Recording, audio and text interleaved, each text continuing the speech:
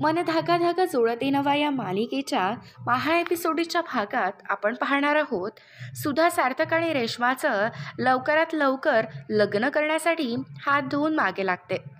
घरात लग्नाची सर्व तयारी झालेली असताना सार्थक आईला म्हणतो, आई तूच म्हणतेस ना एका डिवॉर्सी पुरुषचं एका डिवॉर्सी बाईसोबत लग्न झालं पाहिजे. मग तर आता मी पण डिवॉर्सी पुरुष झालो, कारण मी रेश्मासोबत लग्न करण्यासाठी आनंदीला सोडणार ना. मग आता हे शक्य होईल, मग तर माझ्यासाठी आनंदीच योग्य पार्टनर आहे. तर मग तू आमचं लग्न लावून दे. असं बोलून आता सार्थकने आईला सर्वांसमोर चांगलंच गुंडाळलेलं असतं.